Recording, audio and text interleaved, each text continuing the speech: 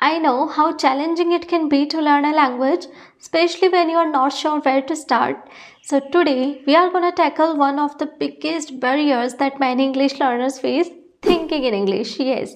So, hey there, I'm Tanvi and I'm on a mission to help you become fluent in English. So, welcome back to my channel. And if you are new here, welcome to my channel. So, if you have been struggling with the same problem, you are in the right place.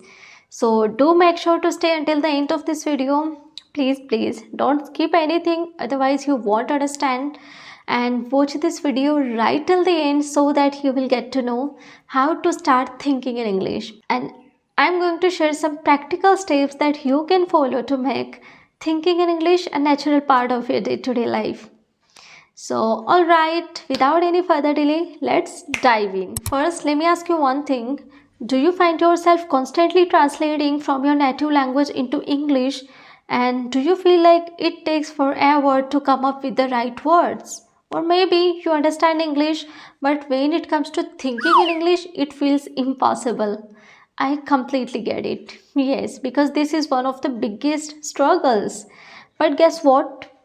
It is actually something you can train your brain to do. And once you start thinking in English, everything becomes so much easier, believe me. So before we dive into the how, let's quickly talk about why thinking in English is so important. You see, when you learn a language, your brain works in stages, right? At first, you rely on translations, but translation can slow you down. I know it is the easiest way to understand a new language, but it can slow you down. Why? That is because your brain is doing double work. First, it processes your native language and then it tries to find the English equivalent, and which takes time. On the other hand, when you train your brain to think directly in English, that means you are skipping the middle step, right? I mean, you are simply teaching your brain to process English in real time without needing to go back and forth. This is what native speakers do, and this is why their speech flows naturally. So, if you want to sound more fluent, thinking in English is really important. Now, let's get into the part you are waiting for, how actually start thinking in English. But don't worry, I'm gonna break it down into simple steps that you can start using from today onwards. So, step number one is start with simple words. First things first, let's make it easy. So, please don't feel like you need to start thinking in full sentences right away. Okay, I mean, the goal here is to gradually shift your brain into English mode. Okay, so we are gonna start with some basic words. Look around you right now. Can you name the things you see in English?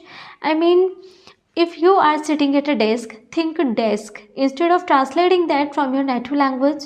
And if you are holding something in your hand, for instance, if you are holding a spoon, then think spoon, not chammach. Okay, so just try to do this throughout your day, and like everything you see, try to name it in English.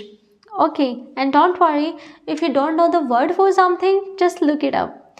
And this step helps you become more familiar with everyday English vocabulary. So, step number two is use short phrases.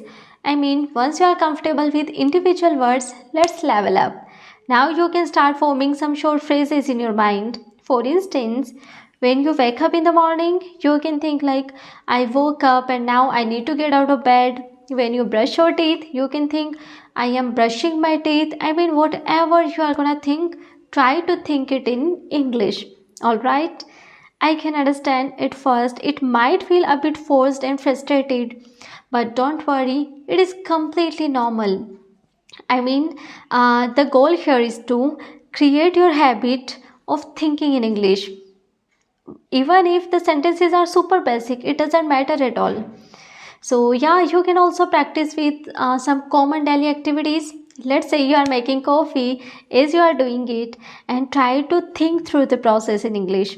Alright, for instance, I am boiling water, I am pouring coffee, and I need more sugar, in such a way.